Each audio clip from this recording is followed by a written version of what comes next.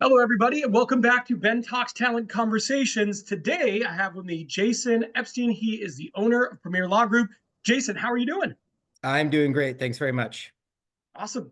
Good, good, good. Thanks for joining me. I'm going to jump right in because you and I talked about a lot of things the first time we connected, and there's some really interesting topics.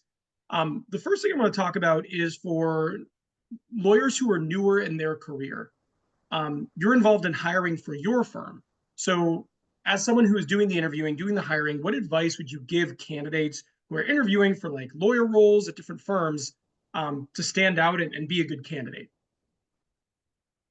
Well, yeah, I think that for me, the most important thing is not the stuff that's on the paper. I mean, I'm Okay. kind of assuming that um, if you're in the conversation, you're going to have the requisite technical skills for whatever the role is that I'm hiring for.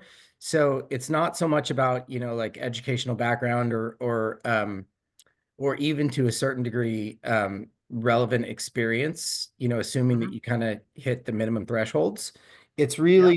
really more about just being an authentic, real human being. And Okay. so,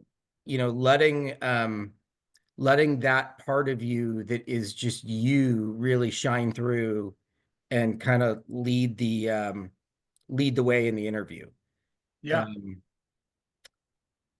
Especially, I don't know how much you talk to lawyers, but especially Ben with lawyers, because what I found is that law school in general, plus what happens once we become lawyers and start practicing, is that it's really like a suit of armor that people wear to kind of hide behind and not be real human beings. Yeah. Sure. Lawyers are kind of like these analytical machines, Yeah. and and the ability to kind of transcend that training and find your humanity again and like, okay, well, this is who I am and this is what I'm about and these are the things that are important to me. I think that's really hard for lawyers and really Yeah. important. This is so interesting because you make a really good point that when you think about it for a little bit, you realize, okay, that I guess that is kind of obvious. It's just like the sense that if you're there and you're interviewing, you've checked the boxes from a technical perspective. So how do you connect with people? How do you build rapport? I do a lot of videos on like building rapport and how to connect with people because it is important. But to your point, to follow up, it would seem increasingly important in a field that's so highly technical that the barrier to entry is so high that if you get to the game, you're qualified. So now what else? Um, so I find that really interesting. Yeah, Um, yeah, for sure. It used to drive my the people that would do the hiring crazy, but one of the things I would ask people, just kind of that out of nowhere question is who's your favorite superhero and why? yeah, yeah. Um, Thor. because Thor is yours. Yeah, yeah, Okay. yeah, All right, that's interesting. I'd have to think about what that says about you. yeah. By the way, my least favorite answer is Batman. But Okay. like, because at least that's something that says something about you. It's kind of interesting. It's like, okay, and then we would talk about why, and I would get Yeah, into like what you relate to and why you find it compelling in some way. I go just for the record, I go with either Spider-Man or Hulk. And great answers. the thing specifically about the Hulk is it's all about rage and anger, and I think that's Yeah, kind of controlling your rage and anger is an interesting thing. yeah, yeah, for sure. Okay, interesting. Yeah, I could be a different branch of conversation, but I like the emphasis and focus on like your ability to connect with people. I think that's really important, and I guess expect the unexpected, and brush up on your Marvel and DC universe a little bit, uh, Yeah. specifically if they're going to talk to you. Um, okay, one of the things that you mentioned, and I'm someone who has built a team, so I find it really interesting to talk about just team building in general. Like it's an interesting topic to me. But you talked about the importance of having a well-aligned and happy team. Why do you personally prioritize that, and what do you do to achieve it, maintain it, etc.? Well, so I like to kind of go with the metaphor of if you're um if you're now I forget what the person that's on the boat that tells everybody when to row is. I forget what that Okay, person is. But if you're the person in charge of a group of 15 people that are all rowing a boat, and Yeah, you don't have everybody rowing in the same direction at the same time, then yeah, you're just going to be remarkably inefficient. And you can see it, like in the Olympics, when everybody is dialed in and they're hitting the strokes at the same time and you're going in the same direction, all of a sudden this boat is, it's like a missile on the water. And so um making sure that everybody's rowing in the same direction at the same time for the same reason is critical to accomplishing whatever your mission is. yeah, Um, yeah, and so that's why kind of that alignment is so important. And I think, we all kind of know what our job is to a certain degree, but when yeah, we kind of pull out and give everyone the bigger picture and be like, okay, well, here's how your part helps us, get further down the road. Um, it gives everybody kind of an additional sense of meaning about how we're accomplishing our vision. And assuming that you've got buy-in to the vision, then everybody's gonna feel good about doing their part to help you get closer to that vision. yeah. It's interesting too because I think that's going to become increasingly more important. If you look at what drives Gen Z, if you look at what's probably going to drive Gen Alpha, a lot of it comes to meaning and purpose alignment and stuff like that. So being able to articulate a clear vision that inspires isn't going to be less important, I would think, when it comes to team building. Like it's only going to become more important, the further we go. Yeah, for sure, for sure. I mean, and I've certainly found that the younger, as my employees, I've been doing this longer and longer, and my employees become younger and younger Yeah, relative to me.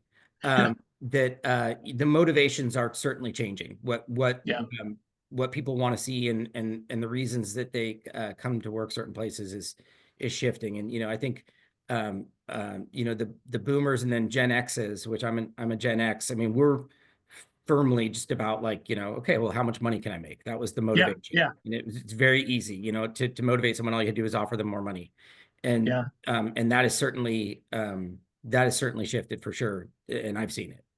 Yeah, for sure. Speaking of shifting and the importance of finding meaning outside of money in the workplace, one of the things that I think is attractive to millennials like myself and Gen Z and in the future Gen Alpha is finding an environment that is worth existing within, finding a good value alignment with an organization. So you mentioned some of your values: stay hungry, team mindset, and world-class customer service, which is awesome. How did you settle on these? And then, like, as someone who's a firm owner, like, how do you make sure that your employees are living them and that you're demonstrating that on a day-to-day basis? So we started the process by putting all of the employees in a room together, and we got a whiteboard and just started writing down like what's really important to us. And there were no wrong answers, and I think we wound up with a list of like 30, 35 Yeah, values that were important. And then with everybody in the room, we kind of went through narrowing some of those down and like consolidating them and kind of tightening them up.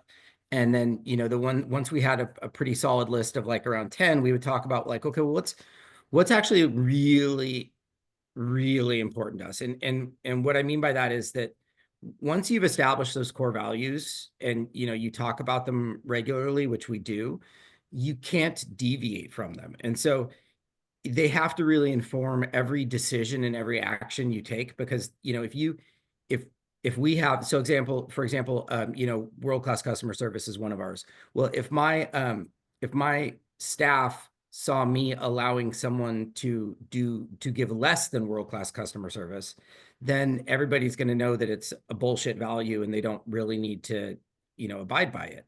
yeah, And so you have to live them, you have to talk about them. You have to um, have them be true principles so that they yeah, guide your hiring and firing decisions. They guide anytime you've got like anytime as a business we're struggling with a decision, we'll go back to those core values and be like, okay, well, if here are the two options.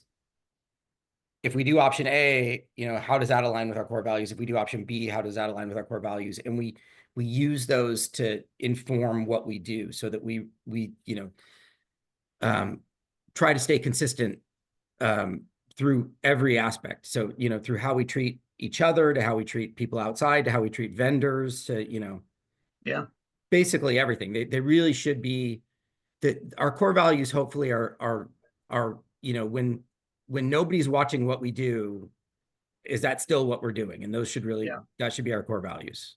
Yeah. I think my company's really big on core values too, and like living them. And I think, for people out there, if you own a law firm, if you own a business and you're trying to put values in place, I think what you said is really important is the consistency in which you live those, and they're a part of everything. They're a part of decision making. I think that's really important because it's really easy to default to easier behaviors, I think, and to not hold yourself to a high standard when you're talking about like world class customer service.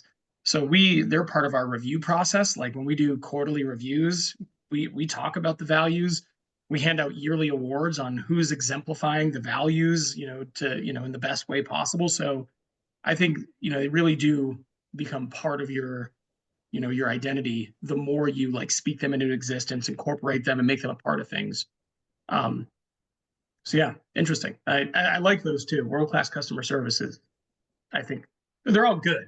That's a really good one. I think it really is probably a big differentiator.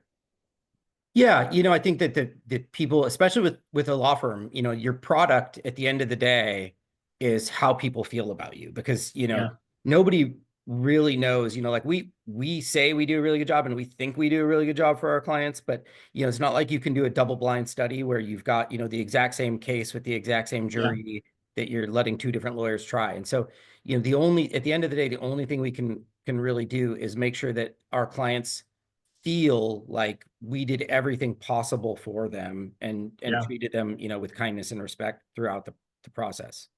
yeah. Love that. Okay, last question, final question here.